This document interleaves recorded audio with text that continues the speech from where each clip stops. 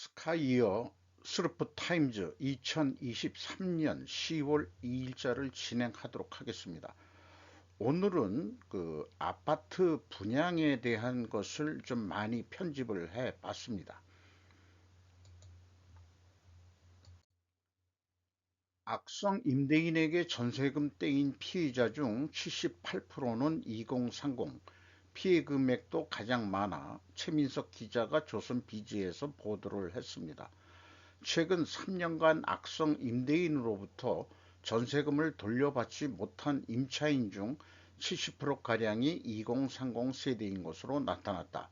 2일 국회 국토교통위원회 소속 김학용 국민의힘 의원이 주택도시보증공사로부터 제출받은 2020년에서 2023년 7월 전세 반환 보증 집중관리 다주택 채무자 사고 현황 자료에 따르자면은 집중관리 다주택 채무자에게 전세금을 돌려받지 못한 피해자는 총 8,627명으로 나타났다. 이런 얘기인데 김 의원은 악성 임대인을 보다 철저하게 관리해 전세 사기를 예방할 수 있도록 모니터링 강화 및 선제적 대응 조치 방안을 마련해야 한다고 말했다. 근데 이 글을 읽고 놓고서 그 뭔가 그 선무당 같은 국회의원의 그 얘기가 좀 영 그 딴 나라 같은 기분이 좀 들어가요.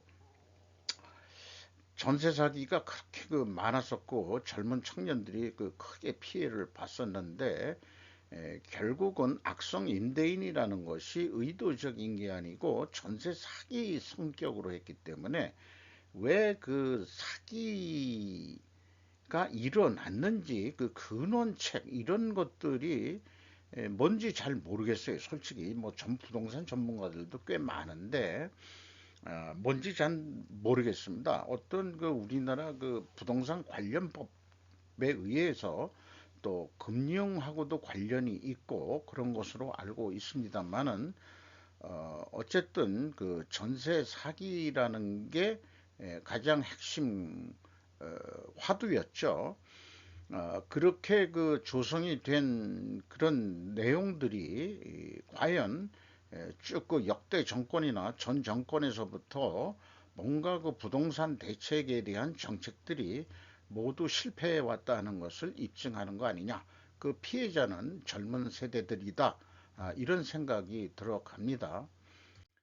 그래서 그런지 뭐 젊은 세대한테 위안을 받으라는 식으로 보도가 되는 건지 모르지만은 서민금융진흥원이라는 게 있는 거 오늘 뭐 새롭게 인식을 했습니다. 김희준 기자가 또 조선비즈에서 보도를 했는데요. 급전 필요한 벼랑 끝 서민 불법 사채 이용 전 찾아야 할 곳은 서금원이다. 생활안정자금 고금리 대안자금 마련 근로자 학생은 근로자 햇살론 뉴스 뭐 이런 게 있다 소개를 하고 있고요. 연체 이력이 있어도 최도 1,000만 원 대출 가능하다 이렇게 얘기를 해서 쭉 소개를 하고 있습니다. 서민금융진흥원에서는 생활안정자금, 고금리 대안자금 등 다양한 상품을 마련했다 이렇게 소개하고 있고요. 근로자 취준생은 근로자 햇살론 뉴스 이런 것이 적합하다 이렇게 소개를 하고 있습니다. 100만 원까지 무조건 소액 생계비 대출해 주는 것도 뭐 있다. 불법 사채 대신에 우선 급전을 이 정부가 대주는 100만 원 이런 것도 있다 그러네요. 그래서 이 서울 쪽의 그 서민금융진흥원의 그 주소를 제가 그 검색을 해 봤습니다. 중구 세종대로 14에 있는데요. 그랜드 센트럴 9에서 12층, 14층 이렇게 있다고 되어 있습니다. 대표 전화는 국번 없이 1397번. 그리고 제가 홈페이지 주소도 따왔습니다. 참고가 될 거 해서 그 홈페이지에 가서 좀 게재를 했습니다. 그리고 전국적으로는 지도에 표시된 지역을 선택해 주세요. 홈페이지에 있는데 이걸 누르면은 그 하단에 그 취급하는 어떤 지점이나 센터 이런 것들을 그 소개를 또 하고 있습니다. 이게 그 어디 그 동남아 그라민은행인가 소액대출 서민금융 이런 거 동남아에서 먼저 시작한 게 있는데 우리나라가 좀 이런 것들이 좀 늦게 시작한 것 같은 그런 느낌이 있네요. 일본 그 현대 비즈니스에서 한국 경제가 드디어 위험 말기 증상이 되어 왔다. 충격 데이터가 보여 한국 경제의 위험한 현실과 한국의 빚, 주택담보대출 채무정리 너무 리얼 현실, 뭐 좀 자극적인 말로 제목을 길게 썼네요. 한국 경제의 야바 노무 현실이라고 있는데 이게 원어를 찾아보면은 야바이라고 되어 있습니다. 이게 그 인공지능이 번역을 그냥 야바 이렇게 지금 번역을 하고 있는데 우리나라 뭐 야바이인가 야바우꾼 뭐 이런 거에서 나온 건지 잘 모르겠습니다만은 최근 보도된 것은 20대의 빛의 실정에 대한 충격적인 결과였다 해서 조금 전에 그 국내 그 조선 비지에서 소개한 거하고 맥락은 같은 것 같아요. 그래서 그이 주택담보대출 연체율 이런 것도 소개를 하고 있고 소액 생계 대출에서도 그 이자 체납 비율이 20대가 많다 이런 얘기 있고 채무 정리 이런 것도 워크아웃 신청 이런 것도 크게 20대가 과거 5년에서 2배로 늘어 최고 수준이다 이렇게 소개를 하고 있습니다. 그런데 이러한 것들이 문재인의 죄로 얘기하고 있습니다. 반일 정책을 했던 문재인한테 좀 책임을 묻는 그런 심정인 모양이죠. 그럴 수도 있고요. 객관적으로 보더라도 제3자니까 그 일본 측에서는 이런 생각이 듭니다. 그래서 한국에서 주택담보대출에 관해서는 문재인 정부 때 부동산 정책이 부동산 폭등으로 이어지는 혼란을 일으킨 것이 하나의 요인이다. 이 부동산 정책은 원래는 과도한 부동산 투기 억제와 격차 해소를 목적으로 재개발의 제한이나 복수의 부동산 매물을 가진 소유자에게 대폭 증세가 이루어졌는데 그것이 그 악영향으로 부동산 시장에서는 물량 공급 저하에 대해서 발생이 됐기 때문에 부동산 가격이 분양, 임대와 함께 급격한 상승을 자초한 셈이다.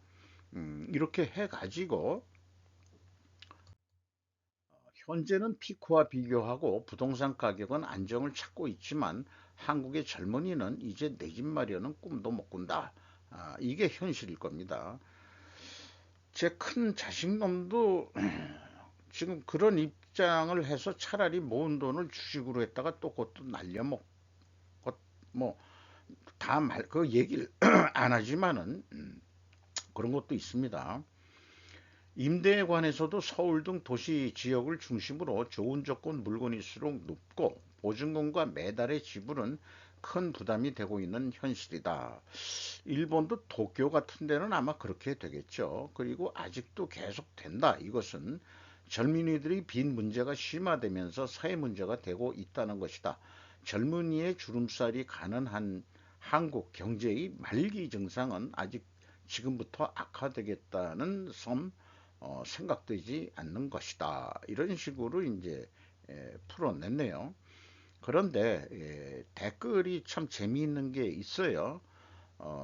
뭐 이게 그 국문 번역으로 된 거지만은 일본도 사람을 이러쿵저러쿵 할 만한 상황은 아니네요. 이렇게 되고 옛날 같으면 연공서열로 젊었을 때는 싸더라도 해마다 급여가 올라가는 것도 눈에 띄게 알기 쉬웠지만 이게 나이가 좀 드신 분 같아요. 지금은 거의 승급하지도 않고 월급도 잘 안 오른다. 정치만 다 미안하지도 않았지만 정책 실정과는 거리가 있고 기업도 내부 유보만 생각하지 않으니까 그러고 있으면 머지않아 자멸한다고 왜 이해하지 않을까요? 음, 뭐 저도 부동산에 대해서 잘 모르기 때문에 이런 그 댓글 이게 그 697건이나 이 좋아요가 눌려져 있고 답장도 이 댓글에 대한 답장도 11건이나 있습니다. 그리고 또 두 번째 그 조회수가 많은 것은 주택담보대출도 하지만 문 전 대통령이 국민에게 투자 요청을 적극적으로 한 결과 비치고 투자하는 사람이 많이 있던 것 같으니까요. 이런 것도 있었는 모양이죠. 아무래도 그 나라에서는 그 한방 뒤집기를 목표로 그러니까 한탕주의죠, 한탕주의. 앞뒤 생각 없이 도박적인 투자를 할 사람들이 끊이지 못하기 때문에 그 결과 비투성이로 어떻게 되지도 않는 사람 등등 이렇게 표현을 했습니다. 그래서 우리 뭐 전에도 그 제 생각은 젊은이들한테는 미안하지만 이제 인플레이션 시대가 지났다. 지금 저희 세대는 어떻게 인플레이션 시대 때 빚을 내서라도 투자해서 사면은 인플레가 되니까 부동산이 올라가고 그러니까 그 차익으로 그 이 빚도 갚고 뭐 하는 그게 가능했었는데 전세 끼고 사는 산다든지 그래서 전세금을 열심히 모아서 내 집 마련을 나중에 이룬다든지 제 경험 얘기입니다. 요거는 근데 그 미안하지만은 지금 세대는 이제 그 슬프 타임즈의 그 부 제목도 한국 저성장 구조는 뉴 노멀이라고 얘기해 예, 제가 붙였습니다만은 이미 오른 상태에서 그 집값이 안정됐다 그래도 젊은 세대에서 볼 때는 저거를 언제 돈을 모아서 저 아파트를 이 서울 지역에서 살 수 있겠냐 이게 도저히 이제 그 목표 희망적인 목표를 세우기에도 너무 집값들이 올랐으니까 제 생각은 집값이 폭락하지 않는 한 이건 불가능한 일이다. 폭락하면은 뭐 경제 자체가 매우 흔들리겠죠. 어, 팔아서 그 돈 차익도 남는 것도 아니고 그 다음에 뭐100% 자기 돈 가지고 산 게 아닐 수도 있으니까 이자도 못 갚아 나갈 거고 뭐 이런 시기 되면 경제가 파탄이 일어날 수도 있겠죠. 뭐 중국도 지금 그런 상황 쪽으로 지금 가고 있다는 식으로 지금 일본에서는 그 중국 뉴스 같은 것도 많이 취급을 하는데 국내 뉴스는 에, 중국이나 일본 이런 일본 같은 부동산에 대한 뉴스를 좀 취급하는 한국 언론은 왜 없나 몰라요. 이렇게 그 일본 쪽에서는 한국 부동산에 대해서 취재를 하고 또 올리고도 있고 그러고 있습니다만은 우리가 좀 시야가 좀 넓어져 가지고 어떤 그 객관적인 판단을 좀 할 수 있어야 되는데 제 개인적인 생각은 경인 지방의 아파트 가격은 미안하지만은 미래의 세대를 위해서는 폭락을 해야 되지 않겠냐. 그래서 고난의 세월을 좀 우리는 보낼 필요가 있다라고 저는 지속적으로 주장하는 축에 있습니다. 천호 3구역 재건축 등 분양시장 추석 이후 큰장 선다. 라고 해서 또 부동산 경기를 부추기는 뉴스가 이미호 기자가 조선비즈에서 보도를 했습니다. 47,829 가구 공급, 70% 이상 수도권 몰려, 내년 신규 물량 감소 연내 청약 가능성 높다. 이렇게 해가지고 내년엔 분양 물량이 좀 적으니까 올해 많이 그 좀 투자하세요. 라는 의도성 있는 기사 같단 말이죠. 그래서 서울을 포함한 수도권의 70% 이상의 물량이 몰려 있다. 이런 얘기를 소개하고 있고요. 지방 청약 시장은 그 단지별 브랜드, 뭐 개발 호재, 뭐 입지 이런 등등으로 해서 그 소극적이 될 수도 있다. 뭐 이런 것까지 소개를 하고 있고요. 왜 그 천호 삼동 쪽을 이슈로 제목을 냈는지 그게 저는 매우 궁금하게 느껴집니다. 요거는 아까 그 현대 비즈니스에서 한국의 젊은이는 이제 내 집 마련은 꿈도 못 꾼다를 가져왔고 그리고 천호산동에 대해서는 제가 조금 알아요. 그 원래 그 지역이 그 좀 못 사는 동네였죠. 재개발된 지역은 주로 연립주택이 많던 곳인데 거기에 월세 등 반지하에 살던 사람들은 어디로 밀려났을까? 물론 전세 사는 사람들도 있지만 연립주택이라는 게 보통 한 3층 정도 돼가지고 주인은 이제 3층에서 살고 1, 2층은 전세를 놓고 그다음에 반지하는 월세 뭐 어떻게 되든 못 사는 사람들이 꽤 많아가지고 인구가 꽤 많았던 지역입니다.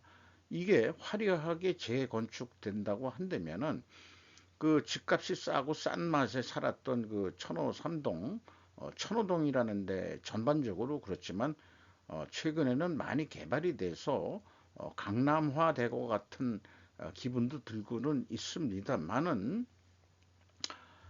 대부분 저도 그 시내 중구에서 살았던 사람인데 결국 개발에 밀려가지고 저도 이, 몰리면은 다 이 변두리로 몰리게 되는 거거든요. 그러니까 지금 여러 데서 살았던 사람들은 도저히 안 되면은 지방으로 밀리는데 지방도 많이 올라가 가지고 참 뭐 깝깝하게 사는 사람들이 많을 겁니다. 일부 뭐 생활하다가 도저히 연립에서 살다가 안 되겠다 해가지고 뭐 어디 거기 이 어디라고 그러던가요? 그 광주 전에 무슨 퇴촌 이런 데까지 밀려 나가가지고 사는 사람들의 연락을 또 받은 적도 있습니다. 그런 게 좀 기억이 나네요. 어쨌든 저는 버티고 살고 있습니다. 어디 갈아타자 뭐 이런 얘기도 있는데 그냥 나이가 먹으니까 그냥 거주 개념으로 그냥 끝까지 살래. 집값이 나중에 하락이 되더라도 나는 그 거주 개념은 거주 개념으로 살지 무슨 뭐 이 나이에 무슨 뭐 투자다 이런 거 난 속 시끄러워서 안 한다. 개인적으로는 그렇게 생각을 합니다. 연이어서 그 부동산 여기 그 리얼투데이라는 데서 그 10월 지방에 이어 수도권 분양 위기론 될 것만 된다. 이런데 수도권 분양이 위기론이다 이렇게 이렇게 하면서 그럼에도 불구하고 서울, 부산, 충북 분양시장은 후끈하고 경기, 인천은 침울하다 이렇게 또 소개를 하고 있네요. 그리고 시도별 9월 1순위 청약 경쟁률로 보면은 뭐 서울이 가장 높긴 하죠. 나머지 전라도, 광주, 경기, 인천 이런 데는 별로 관심들이 없고 그래서 그 부산이 이제 또 좀 규모가 크니까 그다음에 충북이 왜 좀 높은지 모르겠네요. 서울하고 좀 가까워서 그런지 어떤지 모르겠습니다만은 어쨌든 요 세 지역이 후끈 달아오르는 그런 거겠네요. 요게 이제 이런 표현도 9월 분양 순위를 보고서 경쟁률을 보고서 한 얘기 같습니다. 그리고 10월 주요 분양 예정 리스트에 이 수도권만 제가 잘라왔어요. 거기에 1순위로 나온 게 강동구 천호동 이편한 세상 강동 프레스티 지원이라고 돼 있는데 총 가구 수는 535가구뿐이 안 되고 일반 분양이 여기에서 263 가구로 되어 있습니다. 다른데 아이파크라든지 아이파크 자이, 그다음에 리버뷰 자이 이런 데는 분양 물량이 뭐 4천 세대 이상 1,600세당, 그다음에 광명시는 트리우스 뭐 이런 데가 또 3천인데 요거를 왜 이 맨 위에 올려놨느냐 하는 것이 전 개인적으로 궁금해요. 그래서 이 편한 세상이란 게 그렇게 인기가 있는 건지 그래서 한번 홈페이지를 찾아가 봤더니 DL이니까 대림 쪽인 것 같습니다. 아마 이게 약 대림 쪽에서 간접 홍보 쪽으로 한 거 아니냐 하는 또 생각도 들어가네요. 그런 생각이 들어갑니다. 한국 제조사 전기차 배터리 영원히 바꿀 신소재 개발 파벌 효과 기대. 사라 클리맥 TCD라고 뭐 처음 들어본 매체인데, SK온이 그 세계 다섯 번째 5대 그 전기차 배터리 제조업체인데, 최근에 새로운 재료를 만들었다고 발표했다고 합니다. 당국대와 공동으로 뭐 프로젝트를 진행했다는데 특허 출원 중이고, 그 다음에 그 이 전지는 리튬 황 전지 및 리튬 공기 전지와 같은 새로운 기술뿐만 아니라 종래의 니켈, 코발트, 망간, 양극을 포함한 다양한 형태의 고체 전지에 사용될 수 있다라고도 소개를 하고 있습니다. 현재로서는 SK온이 영업은 아직 본격적으로 안 되고 시제품 제작 및 개발을 진행 중이지만 2026년까지는 모델을 완료해가지고 본격적으로 그 시장 진입이 2028년도에는 이루어질 거다. 그렇게 오래 걸리네요. 이 개발에는 한국의 대전 세종연구소의 시범 생산 시설을 포함하여 SK온이 3,520억 달러 이상의 비용이 들 것이라고 추정된다. 이렇게 소개를 했고, 관련 뭐 2차 전지 생긴 모양 이런 건 없고, 단지 그 충전소에 전기차가 충전되는 그런 사진만 게재를 했네요. 이것도 약간 SK온의 홍보성, 간접 홍보성 돈이 들어간 보도 같이 보입니다. 예, 유명 유튜버 요거면 누군지 아실 분은 아실 거예요. 여기 봐서는 약간 그 이 성난 새우 같이 보이는데 추적 소비자 가격 전년보다 낮다. 정부 오피셜은 그렇다. 그런 얘기예요. 그래서 9월 22일 현재 20개 추석 성수품의 소비자 가격은 전년보다 6.3% 낮은 수준이라고 밝혔다. 2020년을 100으로 봤을 때 총지수 12% 상승했고, 그 중에서 과일은 39%, 전기는 29%, 외식비가 18%, 집세는 3% 상승했다. 짜장면은 22%, 김밥 26%, 뭐 다른 것도 있습니다만은 저는 그 짜장면이 좀 보고 싶었어요. 김밥도 많이 올랐죠. 통계청 자료입니다. 2026년 이후 가파른 외식 지수가 지금 상승되고 있다. 그리고 특히 2021년 이후에 그 이후 가속화되고 있다. 외식 물가는 외식하기 어렵죠. 요즘에 안 찾아가면 망하는 기업, 파산하는 식당도 많이 나올 것 같은 것도 있는데 올리지 않고는 뭐 남는 게 없다고 주장을 하고 있습니다만은 그 뭐 잘 모르겠습니다. 소비자 물가 6월엔 2%대라고 그러는데 두 자릿수는 오른 것 같은데 라고 좀 성과를 내고 있는 그런 얘기였어요. 그래서 2023년은 신삼고 시대다. 고유가, 고물가, 고금리, 고환율 이렇게 되고, 고환율이면 수출이 잘 돼야 되는데 왜 요즘 수출이 그래도 좀 되고 흑자는 낮다고 그러지만은 규모는 줄고 있다는 얘기죠. 미중 갈등과 중국발 경제 충격이 그 원인이다. 예, 그러니까 환율이 꽤 1350원대인가 그렇게 확 올랐음에도 불구하고 수입을 하면은 엄청 원재료 가격이 올라가니까 가능하면 원재료를 쌓아놓고 그 생산은 안 하려고 하는 생각이 있을 것 같고요. 그래서 뭐 저기 그 무역 흑자가 조금 낮다 그러는지는 몰라도 그런 생각도 들지만은 그 원화 가치가 떨어졌다고 수출로 빛을 바라보는 인플레 시대는 아니다라고 생각이 들어갑니다. 그 결과 성장도나 실질 소득 감소, 부채 부담 증가, 이 부채 부담 증가 이런 것들이 정리가 됐네요. 그래서 하나은행 하나금융경영연구소는 2023년 경제는 3고에서 3고통으로 돼가고 있다. 이렇게 이제 소개를 하고 있습니다. 새로운 패러다임 위기에 있는 원달러 환율이라고 소개를 하고 있습니다.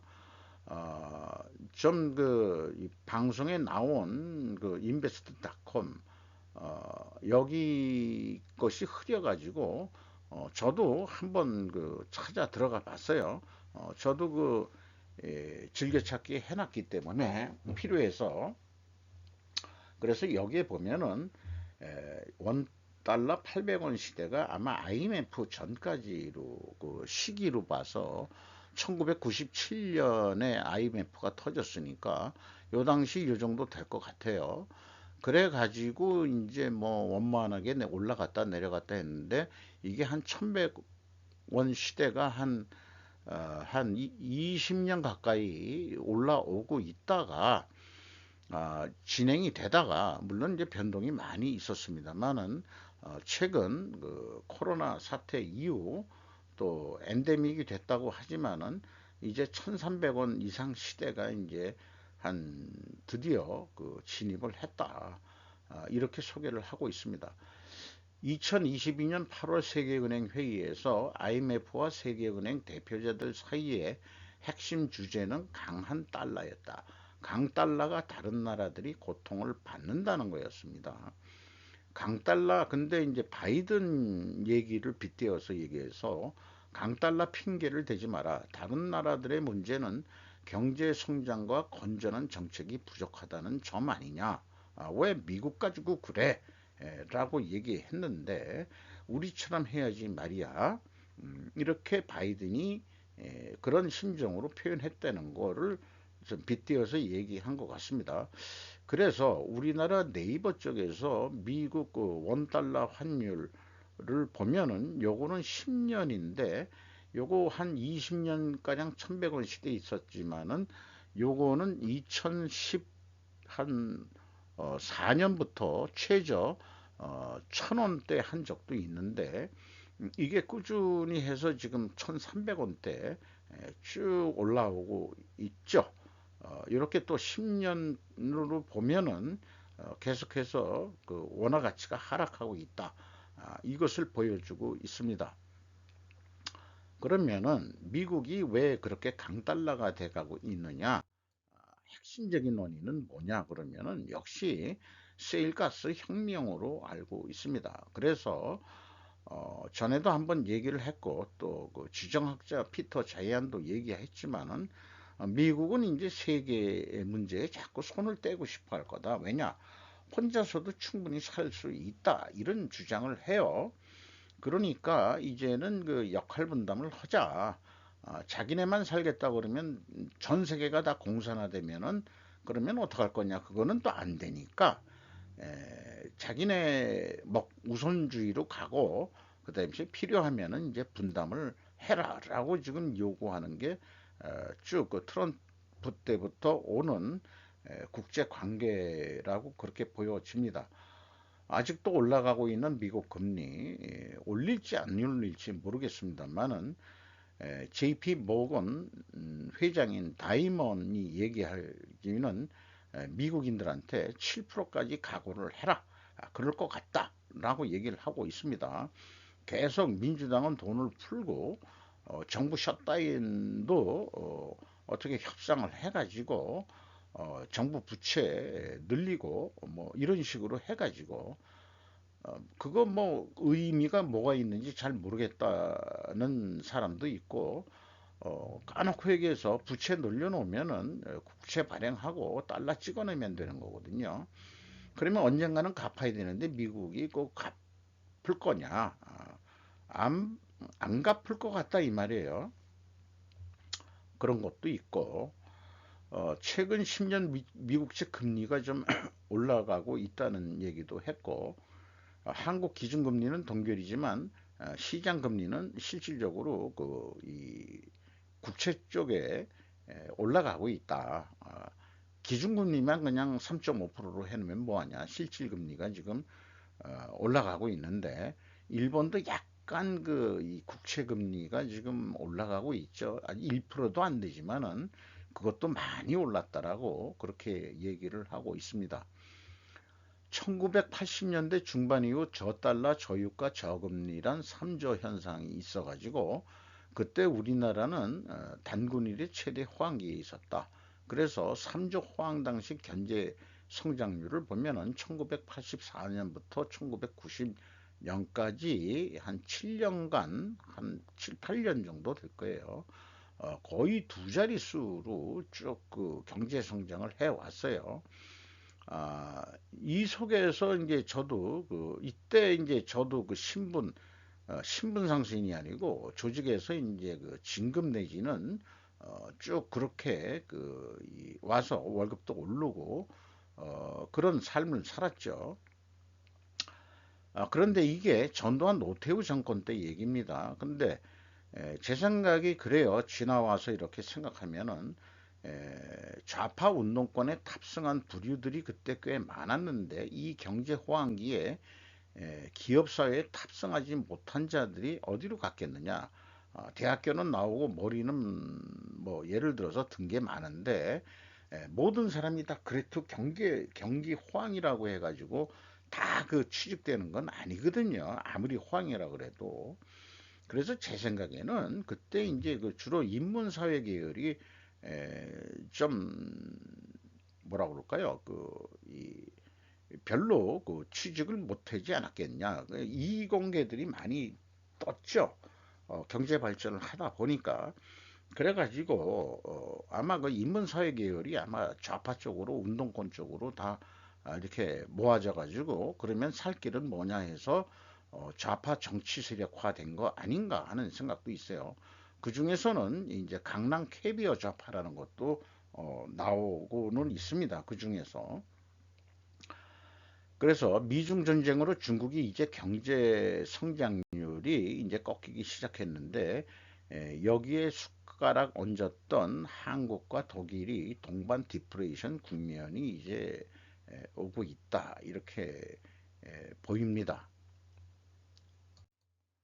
전미 자동차 노조 파업 사태. 아니 현직 대통령이 노조 파업에서 하는 말이라고 해서 이 바이든 대통령이 말한 것을 전했고요. 월스트리트가 이 나라를 만든 것이 아니라 중산층이 만들었고, 어, 이 노동조합이 또한 중산층을 만들었습니다. 그것이 사실이므로 계속 진행합시다. 이런 말을 했는데 지금 급여보다 더 많이 받을 권리가 있습니다라고 부추겼습니다. 이게 이 대통령 선거 때문에 러스트벨트에 찾아간 거로 이해는 합니다. 근데 제 생각에는 그렇습니다. 미국이 중산층을 형성하는데 근로자들이 이 중산층을 만들었나요? 아닙니다. 포드가 만들어준 겁니다. 다른 산업에서 예를 들어서 시급 한 2, 3달러 2달러 정도 하는 것을 더블로 우리 공장에 오면은 5달러 드릴게요 해서 다 대거 몰려간 거예요.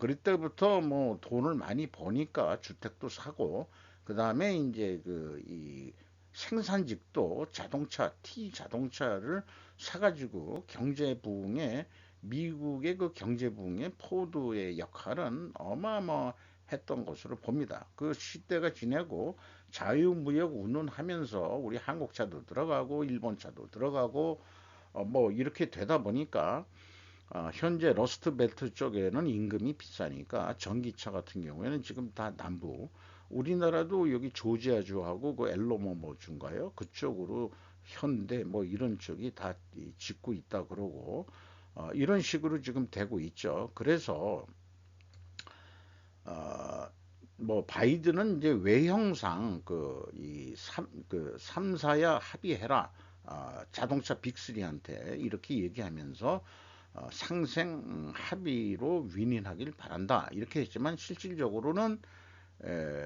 스트라이크 현장에 찾아갔다는 얘기죠. 그런데 저도 이미 이것을 뉴스를 달았습니다만은 일부 이 노조원은 무섭다. 파업 중인 자동차 노동자들은 재정난에 직면해 있습니다.라고 얘기를 하고 있습니다. 전미 자동차 노조가 돈을 여축해 가지고 파업 기간 동안 생활비를 대주는 것도 아니고 그런 거라고 봅니다. 그래서 저는 그때 이걸 소개할 때 왜 이렇게 공공해지느냐 그러면은 어, 미국의 급여 체제가 주급이라서 주급 단위로 계획해서 사는 사람들이 많기 때문에 그런 거 아닌가 하는 생각을 해봤어요. 러스트벨트 블루 컬러는 전통적으로 민주당 지지층인데 민주당이 또 그랬는데 이게 이 트럼프 대선 때 이제 그 뒤집어진 거죠. 그래서 그 쇠락한 러스트 벨트의 분노가 트럼프에게 승리를 그때 가져다 주었다는 분석이고, 그래서 민주당 러스트 벨트에 살는 그 주민들은 민주당이 우리한테 해준 게 뭐 있노? 우리를 죽이라 이렇게 얘기를 지금 하고 있는 것 같아요.